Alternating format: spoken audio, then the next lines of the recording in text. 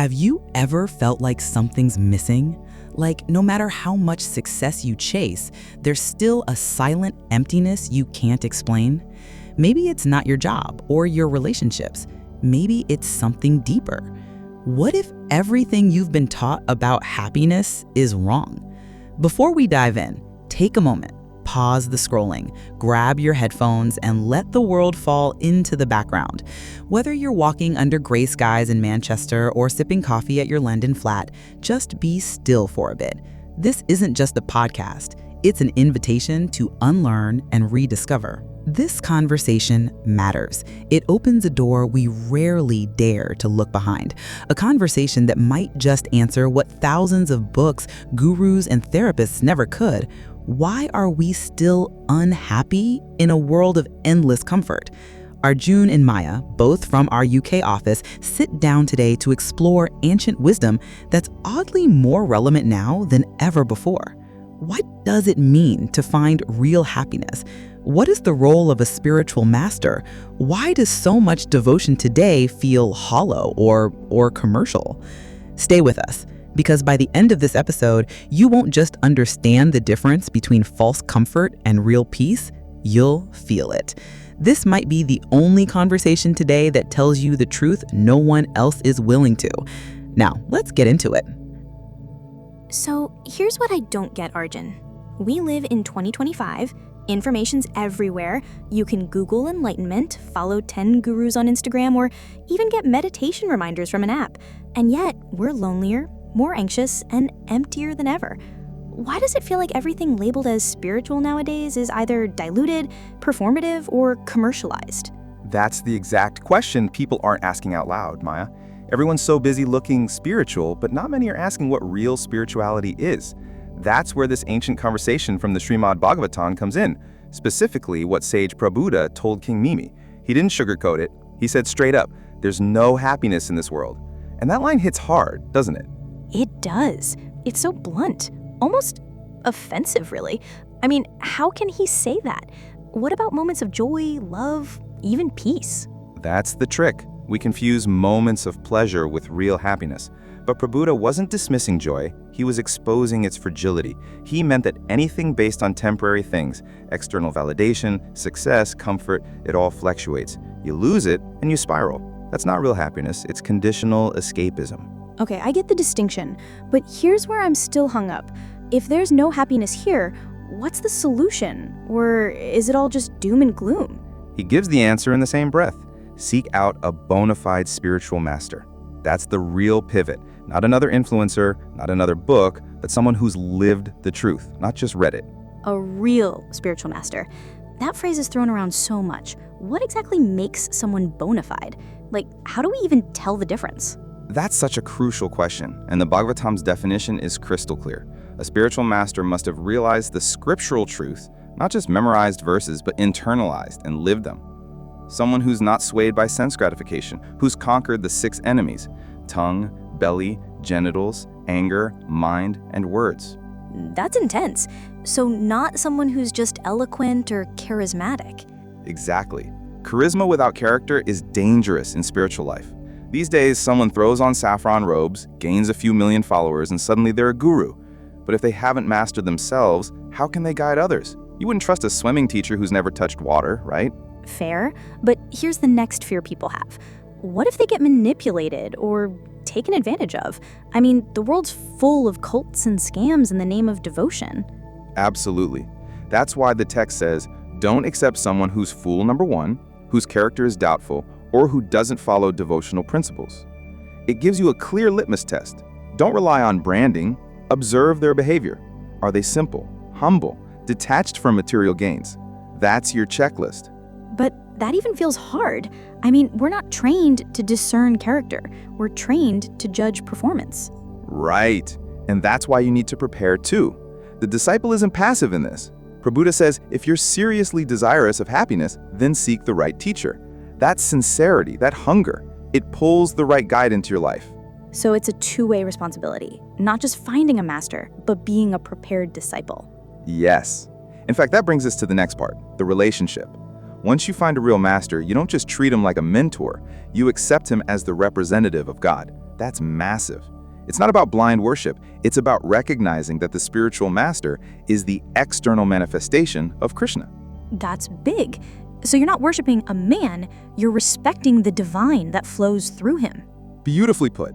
And it's scripturally supported across the Vedas. Rupa Goswami even explains that if someone has unflinching faith in both God and the spiritual master, knowledge reveals itself effortlessly. It's like unlocking a hidden level of clarity. That sounds so rare. Like, how many people do you know with that level of trust or surrender? Not many, but maybe because we've never seen it done authentically.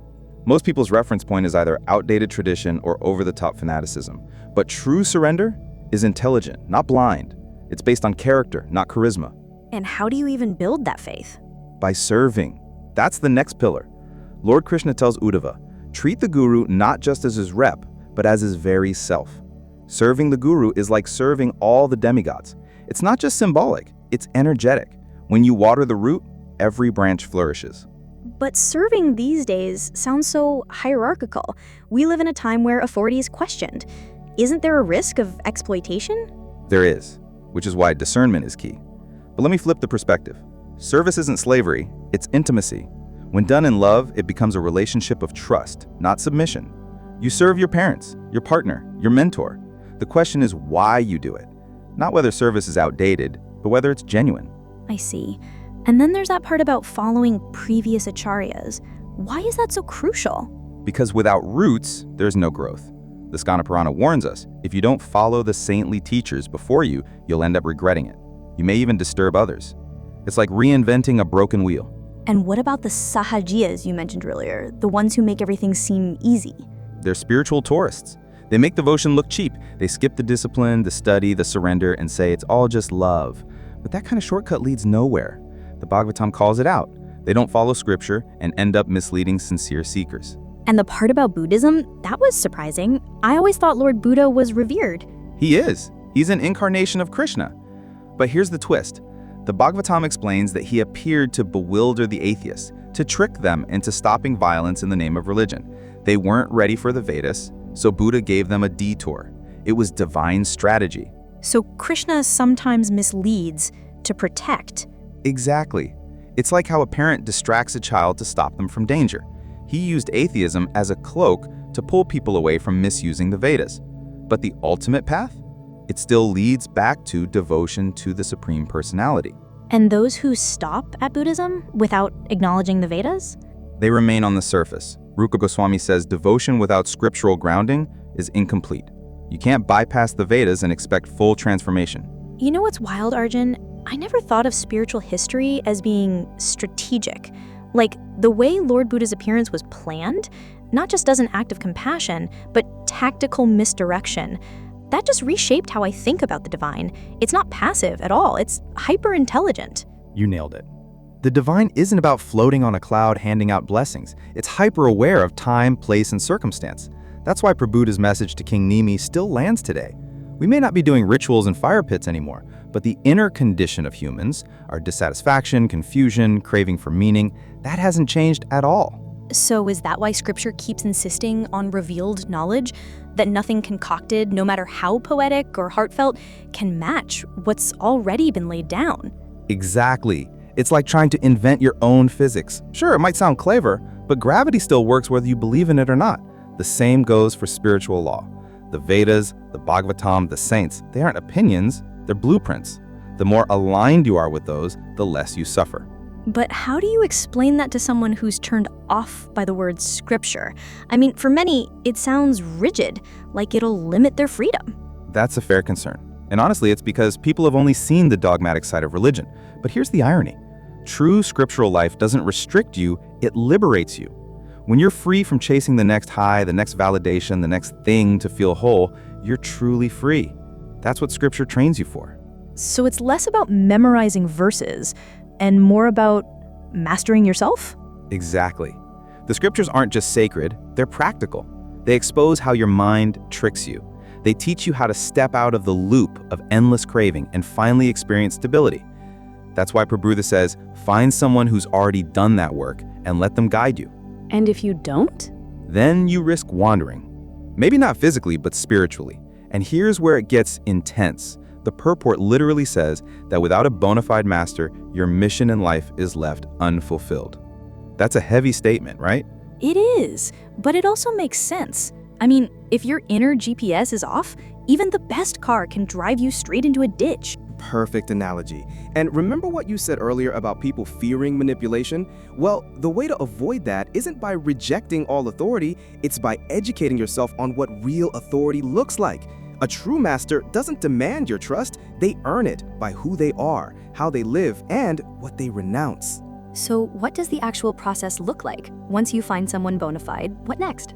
You take shelter, and that starts with initiation. It's not a ceremony for Instagram reels, it's a soul-level contract. You're saying, I'm ready to be shaped, to be trained.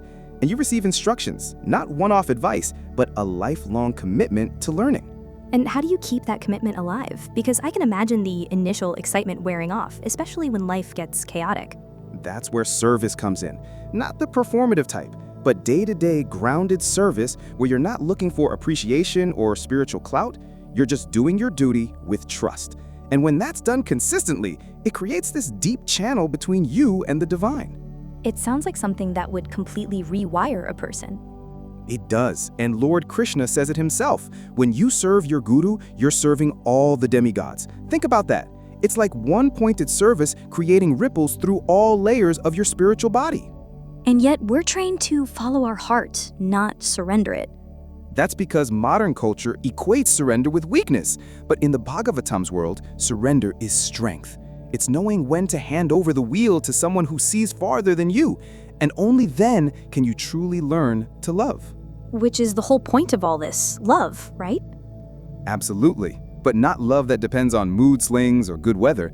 We're talking about bhakti, devotion that endures. And that only grows when you follow in the footsteps of the great acharyas, the saints who came before us.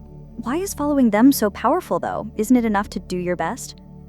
Doing your best without guidance is noble, but often ineffective. The acharyas face the same inner battles, same temptations, same world. Their paths are like pre-carved trails through the jungle of the ego. Follow them and you will reach. And if you don't? You risk becoming a sahajiya, someone who takes the cheap path, someone who invents their own rules. And that's dangerous, not just for them, but for everyone they influence. As the Brahma Yamala warns, they don't progress, and worse, they create chaos for sincere seekers. So that's where misinterpretation becomes almost toxic. Exactly. Devotion without discipline turns into emotionalism, and that weakens the whole tradition. That's why this warning is so fierce, because it's not about control, it's about preservation. Imagine someone claiming to be a doctor treating patients without any training. That's what happens when people fake spiritual authority. That comparison really lands. And what about the objection from Buddhists? They'd say, but we love Buddha. How can we not be devotees? That's a subtle one. Yes, Lord Buddha is Krishna, but the Bhagavatam is precise. It says his teachings were strategic. The people then weren't ready for full Vedic truths, so he gave them a version they could handle. But the ultimate goal was still to lead them back to bhakti, devotion. So if someone stops at Buddha and never connects to the source, their progress is stalled? In a way, yes. They might cultivate compassion or discipline, but without acknowledging the personality of Godhead, they miss the full spiritual connection. The text even says, any philosophy that denies the supremacy of the divine is atheism, not in a judgmental way, but in a literal sense, rejecting divine authority. And that includes denying the acharyas, the scriptures, the Vedic roots? Right, because if your belief system rejects the very map that leads you to transcendence, you're driving in circles, no matter how sincere you are. It's starting to feel like the more new age we get, the further we drift from the very clarity we're searching for. That's the paradox. We crave truth, but reject the structure that leads us to it. And that's why this conversation matters so much. Because unless we understand the who, why, and how of spiritual guidance, we'll keep falling for spiritual imposters or vague concepts that lead nowhere. And by then, we're too disillusioned to try again. Exactly. That's why the first step, finding and accepting a true master, is so sacred. It's your lifeline in the storm. And that explains the urgency in the Bhagavatam. It's not dramatic, it's just honest. Yes. And honestly, if we really want to experience unshakable peace, joy that doesn't crash when life does, we need this path, and we need to walk it properly, with help, with humility, and with heart. This changes a lot for me. I always thought of devotion as personal, quiet, but now I see it's also about alignment, connection, trusting the chain of wisdom that's so much older, wiser, and more compassionate than anything we could piece together on our own. Beautifully said, Maya. And you know what? The fact that we're even having this conversation means the spark's already lit. Now it's just a matter of keeping it alive. So here we are. You heard it all. The doubts, the truths, the missteps, and the path back home. In the beginning, we asked if real happiness was even possible, and by now, you know the answer. Yes, but only with the right guide, the right grounding, and the courage to surrender what's false. This episode wasn't just a conversation, it was a mirror. And if even one line made you stop and reflect, then something has already shifted inside. Now, ask yourself, who else needs to hear this? Maybe it's that one friend who's lost in spiritual confusion. Share this episode, not to go viral, but to genuinely serve. Then, scroll down. The comments box isn't just for emojis. It's a sacred space. Your story might just be what gives someone else clarity or courage. Let's turn this comment section into a digital temple, raw, honest, alive. And if this made you feel seen, click like, not for the algorithm, but as a silent promise to yourself that you're choosing truth. Finally, hit subscribe, not just to follow Arjun and Maya, but to join a community that's unlearning the false and relearning what's real. Every episode, we go deeper. And next time, we're going even further. Because this isn't just content, this is your turning point. Explore more reflections on love, surrender, and the divine. Watch the next video or subscribe for deeper journeys. Love is not the end, it's the way.